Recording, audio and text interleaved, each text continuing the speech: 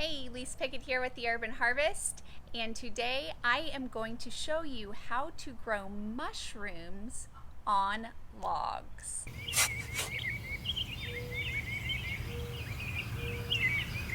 Growing mushrooms can be a lot of fun. It's something that a lot of people who may be avid gardeners might look over because they think about all of those annual vegetables. Well, depending on how you choose to grow your mushrooms, they can be 5 to 8 years worth of harvesting from one inoculation. So growing mushrooms can be a very affordable and fun way to bring a little diversity and food security to your homestead. If you want to get the longevity and the long harvest period out of your edible mushrooms, you're going to need to use a long-term food source for them. So the food that these mushrooms are going to be eating is the log. There are a lot of other ways to grow mushrooms. You can use sawdust, coffee grounds, you can get grain spawn to inoculate them. They will produce quicker, but they're not going to last as long. I chose to grow for longevity, so we are going to be inoculating these logs with shiitake mushrooms today. Different mushrooms like different wood. So you can go online to most mushroom retailers and they will tell you which spawn like which logs. I chose shiitake, which likes a hardwood. So this here is an oak that we had to have removed from right over our house. And they also like other hardwoods, like maple is another favorite for shiitake mushrooms. But the key to inoculating your logs is that you have to have fresh cut wood. You cannot use, logs from the dump or the stuff that's been out in your firewood pile for a while, because it is very likely, if not guaranteed, that that log already has mycelium from other mushrooms in it. And the plug spawn that you put into the log won't be able to compete, or worst case, it's something that looks like the edible version that you're growing, and then you could misidentify and eat a non-edible mushroom. No good. So make sure you have fresh logs, ideally 3 to 4 weeks old at max. Once it gets over a month, you're starting to push it with potentially having other mushroom strains in there. The next thing to consider is the size of the logs. Ideally, the bigger they are, the longer they last, but you do have to consider maneuverability and being able to move them around. So the minimum dimension or the minimum diameter for the log needs to be 4 inches.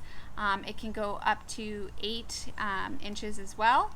And you don't want it to be any longer probably than 4 feet, just for maneuverability wise. So I've had these logs soaking now for almost 2 days. Ideally, you want to let them soak at least 12 hours, if not more. What you're trying to do is get them nice and moist so that you have the perfect environment for your mycelium, which is the network of mushrooms, to start forming. I chose to use plug spawn. So this is for inoculating logs and such.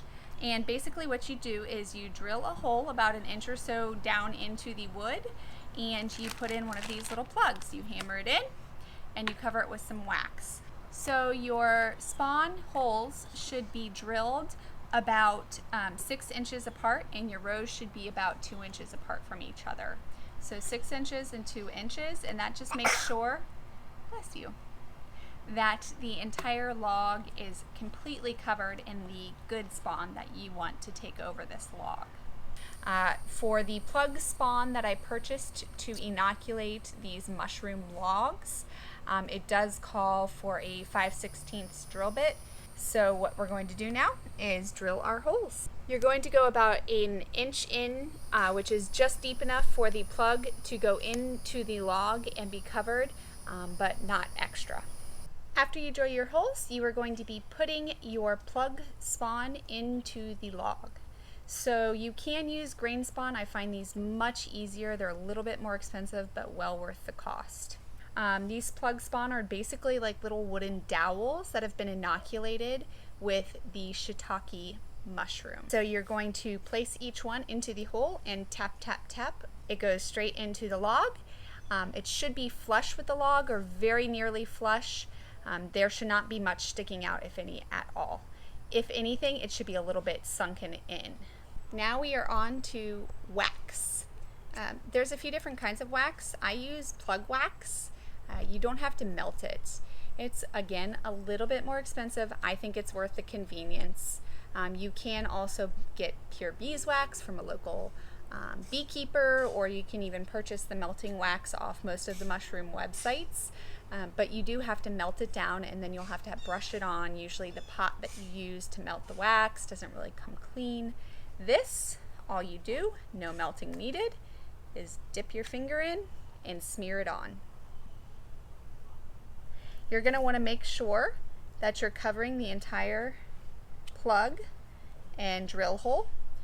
Basically what this is doing is giving it kind of temporary protection until the mycelium has time to take over the log. So we're basically trying to temporarily heal the wound so that nothing else has easy access to the log. Some people do choose to cover the ends of the logs, but everywhere I've ever read and anyone that's ever taught me says that you don't actually need to do that. So some people will. I don't think it could hurt, but it is not necessary to cover the cut portion of the log at the end. So your shiitake mushrooms have now inoculated the log. That's pretty much it. At this point, we want to find a shaded, hopefully moist or somewhere near a water source, so that if we aren't getting enough rain, you can hose it down spot in your yard. If you don't have a shady spot, you can cover it with shade cloth, and that will do the trick. Basically what we're trying to do is create a moist, humid environment for these logs to thrive. Shiitake mushrooms need about an inch of rain a week.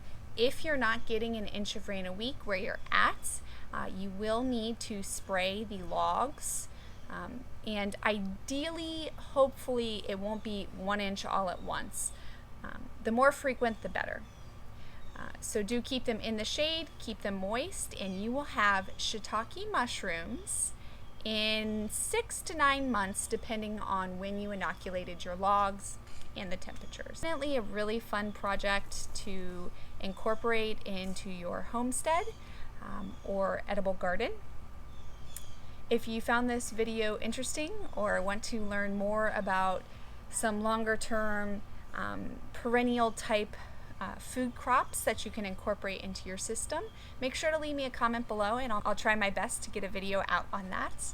And in the meantime, make sure you head on down and hit the thumbs up button and the subscribe button so you're alerted every time a new video comes out on Florida vegetable gardening.